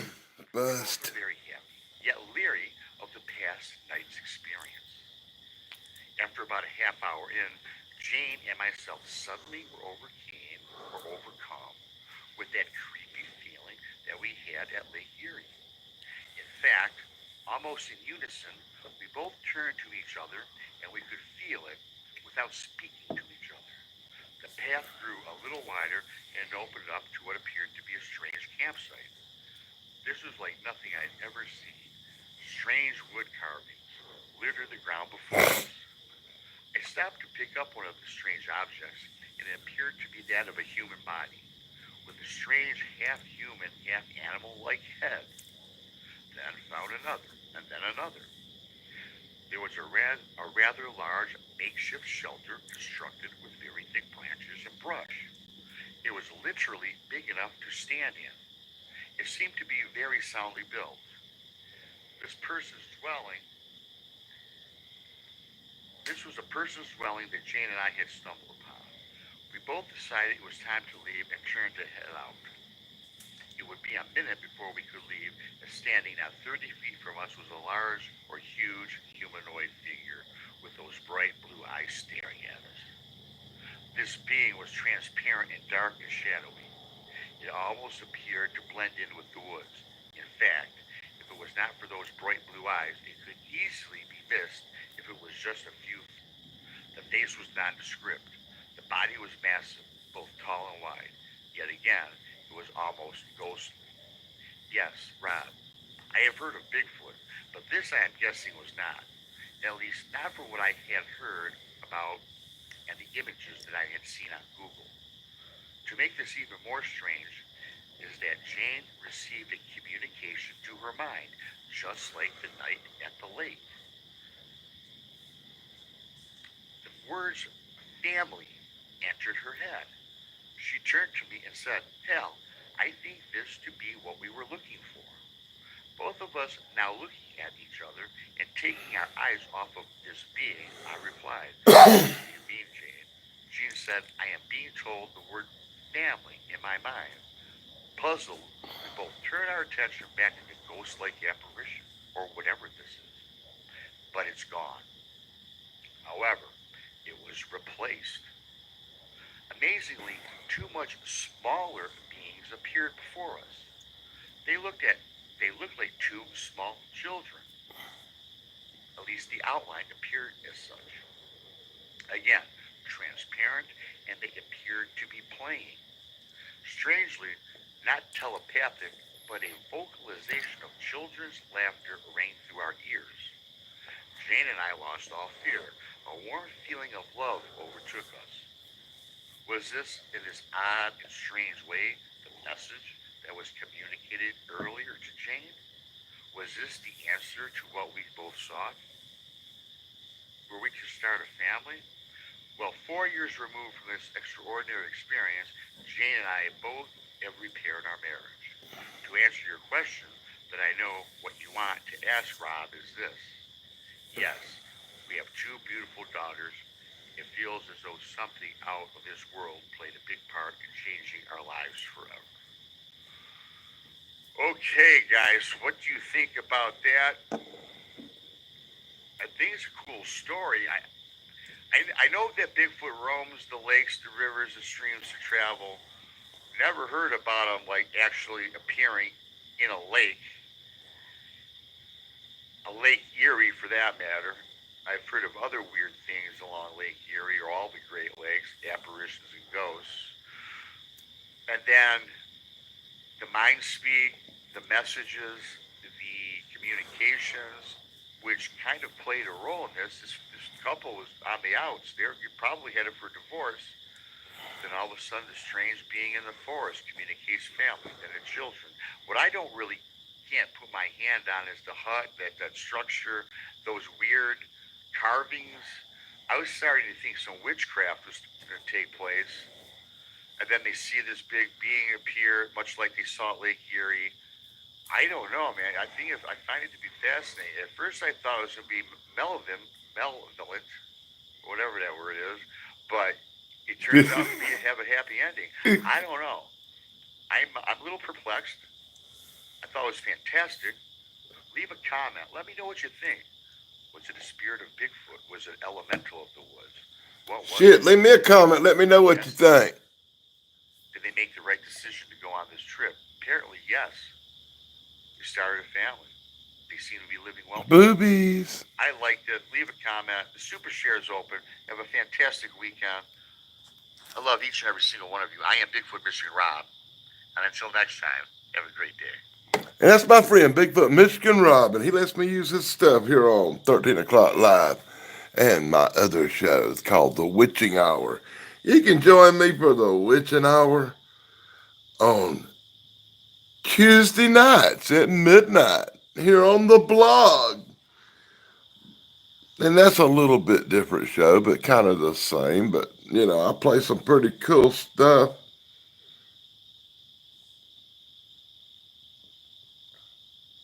Be sure to let me know in the comments what you think about Bigfoot Michigan Rob. And normally, because it's pretty close to the 2 hour mark, normally I'd probably end the show right here. But since I'm feeling a little bit drunk, I guess. I don't know, a little bit into it. I think I'm going to hang out for a few minutes, play a couple of songs.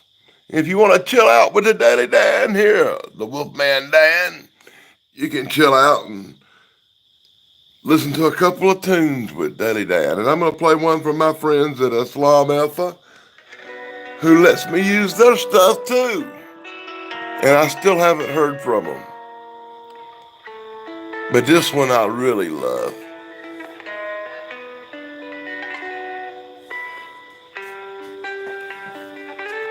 Please.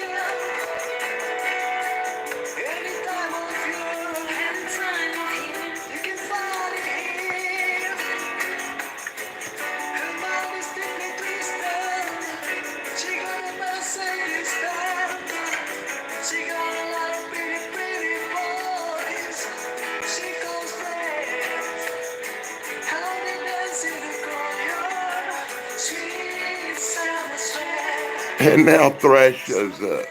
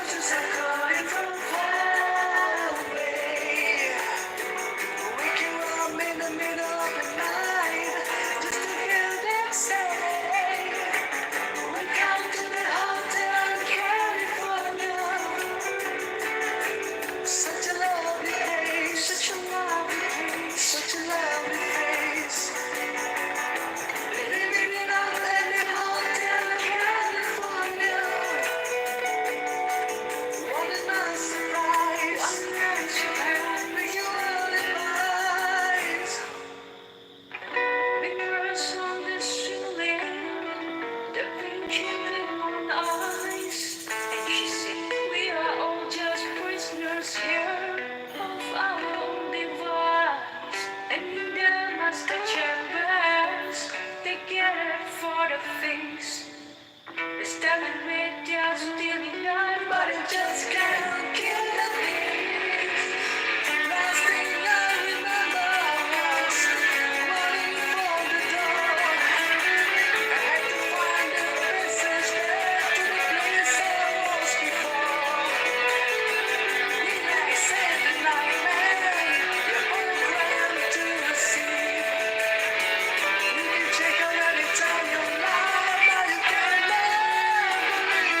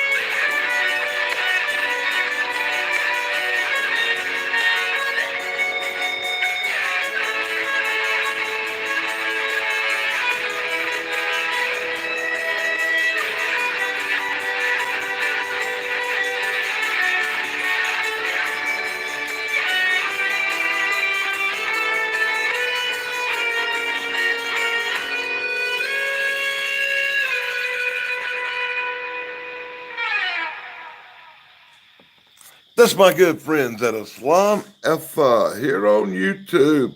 And I want to point out that I'm really worried about my friends. Last time I heard from them, it was about 3 months ago. And there was a typhoon coming towards where they lived in that little foreign country that I can't even pronounce, whatever it is. And and then it was no contact. And now it's been 3 months and I have not heard from them. And I want to welcome my friend Thrash Pondo Pons in. You know, Pons, you missed the whole freaking show. We showed a big, long Bigfoot movie from 1976, played a song. Bigfoot Michigan Rob told us a story. And normally I would end 13 o'clock live right at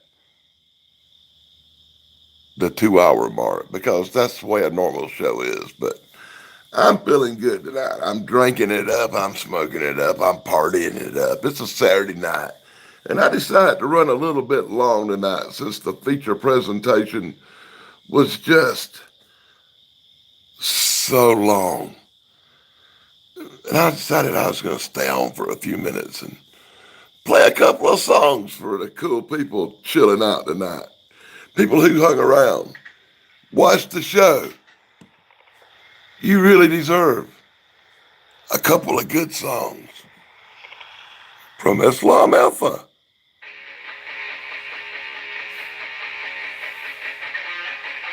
And I love jamming the tunes. I was meant to be a rock and roll DJ, you know that's true.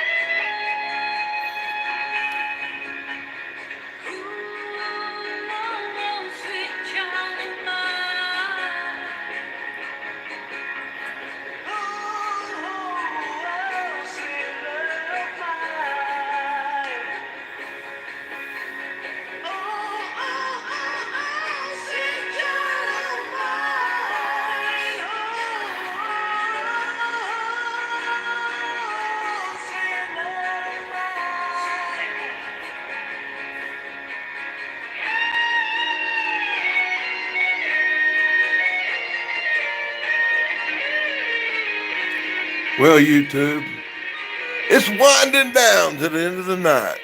I want to thank everybody for joining me. I want to thank my friends at Islam Effa for letting me use their music. I really enjoy the sounds they produce. I haven't heard from them in 3 months, and I hope they're okay. I want to thank my friend Thrash Pondo Puns for actually showing up at the end of the show.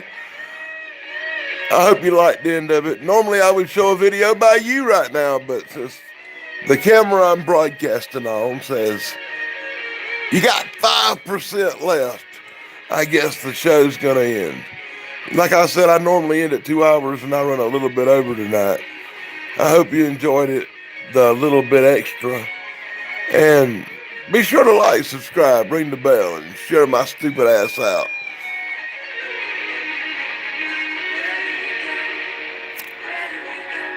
Be sure to join me on Tuesday night for the witching hour at midnight, Tuesday Eastern Time. It'll be something similar, but probably a little bit different. Join me on Thursday night next week at midnight for Night Flights. And we'll show some Thrash Pondo Ponds videos.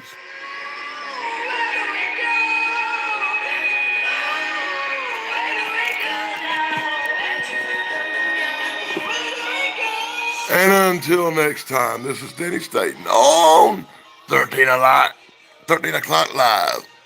You can call me Wolfman Dad on this show. Thanks for joining me. Until next time. Show over, dudes.